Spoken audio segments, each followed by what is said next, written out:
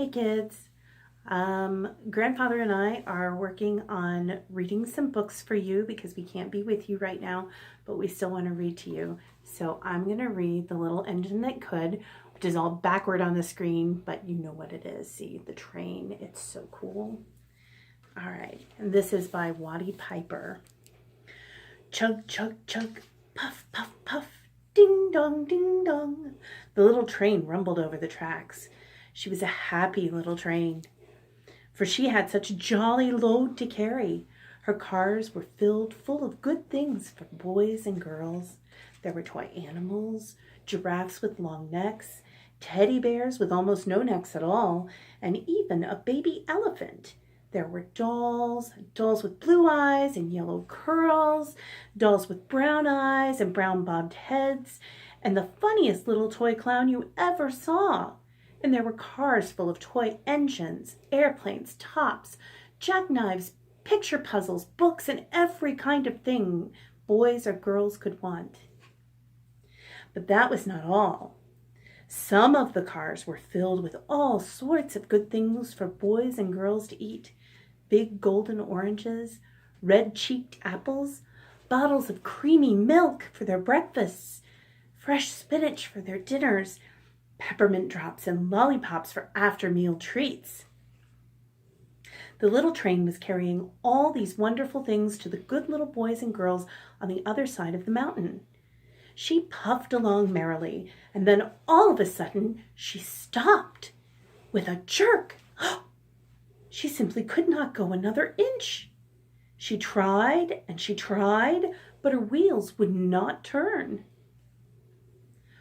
What were all those good little boys and girls on the other side of the mountain going to do without the wonderful toys to play with and the good food to eat?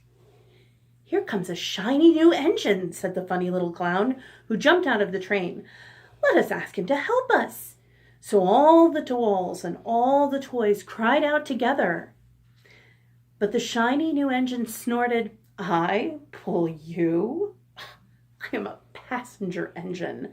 I have just carried a big, fine train over the mountain with more cars than you ever dreamed of. My train had sleeping cars with comfortable berths, and a dining car where waiters bring whatever hungry people want to eat, and parlor cars in which people sit in soft armchairs and look out of big plate glass windows. I pull the likes of you? Indeed not." And off he steamed to the roundhouse, where engines live when they are not busy. "How sad," said the little train, and all the dolls and toys felt.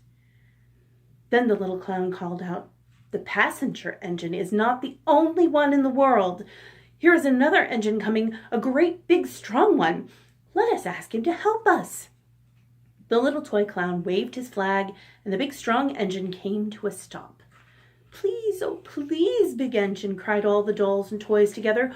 "Won't you please pull our train over the mountain? Our engine has broken down, and the good little boys and girls on the other side won't have any toys to play with or good food to eat unless you help us." But the big strong engine bellowed, "I am a freight engine. I've just pulled a big train loaded with big machines over the mountain. These machines print books and newspapers for grown-ups to read. I'm a very important engine indeed. I won't pull the likes of you."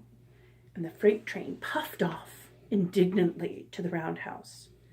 The little train and all the dolls and toys were very sad. "Cheer up," cried the little toy clown. "The freight engine is not the only one in the world. Here comes another. He looks very old and tired, but our little train is so little. Perhaps he can help us." So the little toy clown waved his flag, and the dingy, rusty old engine stopped. "Please, kind engine," cried all the dolls and toys together, "won't you please pull our train over the mountain? Our engine has broken down, and the little boys and girls on the other side won't have any toys to play with or good food to eat unless you help us." But the rusty old engine sighed. "I am so tired. I must rest my weary wheels. I cannot pull even so little a train as yours over the mountain. I cannot. I cannot. I cannot." And off he rumbled to the roundhouse, chugging, I cannot, I cannot, I cannot. Then indeed the little train was very, very sad. And the dolls and toys were all ready to cry. But the little clown called out, Here is another engine coming, a little blue engine, a very little one. Maybe she will help us. The very little engine came chugging merrily along. When she saw the toy clown's flag, she stopped quickly. What is the matter, my friends? She asked kindly. Oh, little blue engine, cried the dolls and toys, will you pull us over the mountain? Our engine has broken down, and the good little boys and girls on the other side won't have any toys to play with or good food to eat unless you help us. Please, please help us, little blue engine. Well, I'm not very big, said the little blue engine. They use me only for switching trains in the yard. I have never been over the mountain. But we must get over the mountain before the children awake, said all the dolls and toys. The very little engine looked up and saw the tears in the doll's eyes, and she thought of all the good little boys and girls on the other side of the mountain who would not have any toys or good food unless she helped. And then she said, I think I can. I think I can. I think I can. And she hitched herself to the little train. She tugged and she pulled and pulled and tugged, and slowly, slowly, slowly, they started off. The little toy clown jumped aboard, and all the dolls and toy animals began to smile and cheer. Puff, puff, chug, chug went the little blue engine. I think I can, I think I can, I think I can, I think I can, I think I can, I think I can, I think I can. Up, up, up. Faster and faster and faster and faster the little blue engine climbed, until at last they reached the top of the mountain.